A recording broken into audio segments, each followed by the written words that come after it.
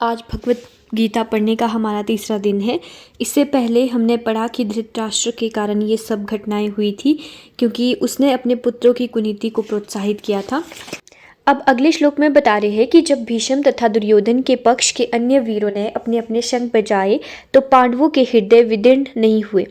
ऐसी घटनाओं का वर्णन नहीं मिलता, किंतु इन विशिष्ट श्लोकों में कहा गया है कि पांडव पक्ष के शंखनाद से धृतराष्ट्र के पुत्रों के हृदय विदीर्ण हो गए। इसका कारण स्वयं पांडव और भगवान श्री कृष्ण में उनका विश्वास है। परमेश्वर की शरण ग्रहण करने वाले को किसी प्रकार का भय नहीं रह जाता, चाहे वो कितना भी विपत्ति में क्यों ना हो। अगले श्लोक में बता रहे हैं कि युद्ध प्रारंभ ही होने वाला था।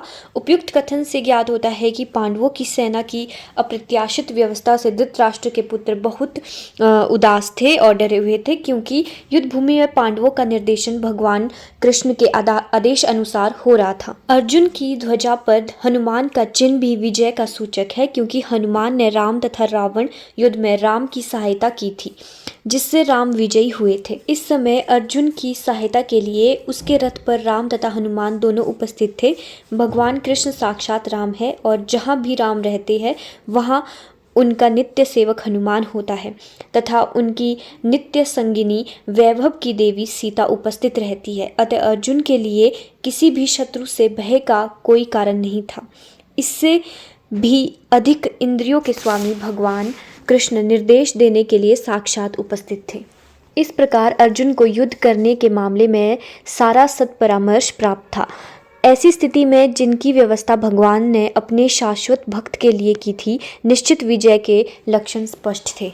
अगले श्लोक में बता रहे हैं कि यद्यपि श्री कृष्ण साक्षात भगवान है, किंतु वे अहेतुकी कृपावंश अपने मित्र की सेवा में लगे हुए थे। वे अपनी भक्तों को स्नेह दिखाने में कभी भी चूकते नहीं है, इसलिए अर्जुन ने उन्हें अच्युत कहा है।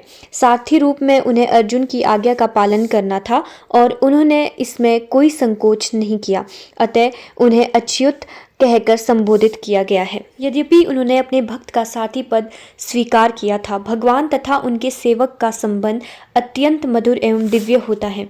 सेवक स्वामी की सेवा करने के लिए सदैव तैयार रहता है और भगवान भी भक्त की कुछ न कुछ सेवा करने की कोशिश में रहते हैं। वे इसमें विशेष आनंद का अनुभव करते हैं कि वे स्वयं आज्ञादाता न बने, अपितु उनके शुद्ध भक्त उन्हें आज्ञा दे।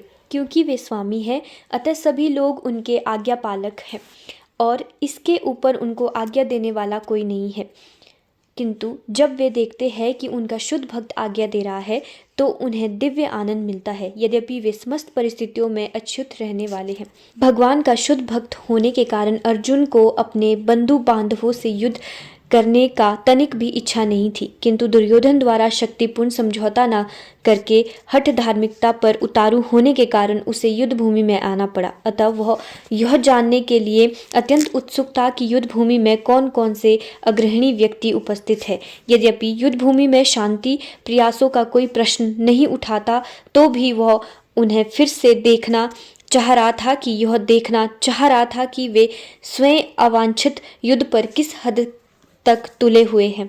अगले श्लोक में बता रहे हैं कि यह सर्वविदित था कि दुर्योधन अपने पिता धृतराष्ट्र की सांठ गांठ से पाप पुण्य योजनाएं बना रहा था और पांडवों के राज्य को हड़पना चाहता था। अतः जिन समस्त लोगों ने दुर्योधन का पक्ष ग्रहण किया था वे उसी के समान धर्मा रहे होंगे। अर्जुन युद्ध प्रारंभ होने के पूर्व यह तो जान ही लेना चाहता था कि कौन कौन से लोग आए हुए हैं, किंतु उसके समक्ष समझौते का प्रस्ताव रखने की उसकी कोई योजना नहीं थी। यह भी तथ्य था कि उन शक्तियों को वह देखना चाहता था जिसका उसे सामना करना था। अनुमान लगाने की दृष्टि से उसे देखना चाह रहा था, यद्यपि उसे अपनी विजय का विश्वास था, क्योंकि कृष्ण उसके बगल में विराजमान थे। अब अगले श्लोक में बता रहे हैं कि अर्जुन को इसमें गुंडाकेश कहा गया है। गुंडाकेश का अर्थ है नींद, और जो नींद को जीत लेता है वह गुंडाकेश है। नींद का अर्थ अज्ञात भी होता है, अतः अर्जुन ने कृष्ण की मित्रता के कारण नींद तथा अज्ञात दोनों पर विजय प्राप्त की थी। कृष्ण के भक्त के रूप में वह कृष्ण को क्षण भर भी नहीं भूल पाया, क्योंकि भक्त का स्वरूप ही ऐसा होता है। यहाँ तक कि चलते अथवा सोते हुए भी कृष्ण के नाम, रूप, गुणों तथा लीलाओं के चिंतन से भक्त कभी भी मुक्त नहीं रह सकता। अतः कृष्ण का भक्त उनका निरंतर चिंतन करते हुए नींद तथा अज्ञात दोनों को जीत सकता है।